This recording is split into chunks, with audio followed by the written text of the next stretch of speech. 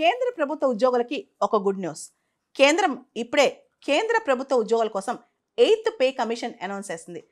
Salaries, allowances, pension వీటన్నిటికి సంబంధించి pay commission recommendations ఇస్తుంది. ప్రతి 10 సంవత్సరాలకు ఒకసారి పే కమిషన్ని ప్రకటిస్తారనమాట. ఈ pay commission inflation, economic growth, socio economic indicators రకరకాల అంశాలను పరిగణలోకి తీసుకుని జీతాలు, భత్యాలు, పెన్షన్లు వీటికి సంబంధించి హైక్ని ప్రకటిస్తారనమాట. పే కమిషన్ ఇచ్చిన రికమెండేషన్స్ గవర్నమెంట్ జనరల్గా యాక్సెప్ట్ చేస్తాయి. ప్రతి 10 సంవత్సరాలకు ఒకసారి పే కమిషన్ వేస్తారు. లాస్ట్ పే కమిషన్ 7వ పే కమిషన్ సిఫార్సు వల్ల ప్రభుత్వానికి అప్పట్లో 1,00,000 కోట్ల ఖర్చు వచ్చిందనమాట.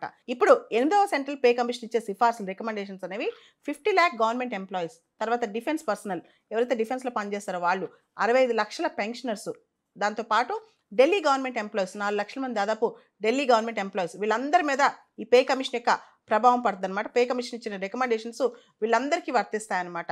2026 నుంచి ఈ రికమెండేషన్స్ వర్తిస్తాయి. ఇప్పుడు ఇచ్చిన పే కమిషన్ రికమెండేషన్స్ ఇంప్లిమెంటేషన్లోకి రావడానికి ఇంకా 2 years పట్టొచ్చు. 2026 నుంచి వర్తిస్తాయి. అంటే 2027లోనో 2028లోనో ఏరియర్స్ సహా డబ్బులు వేసే ఆస్కారం ఉందన్నమాట. సో పే కమిషన్ అనేది రాబోతుంది. ఇదంతా కేంద్ర ఉద్యోగులకి గుడ్ న్యూస్ అని చెప్పొచ్చు.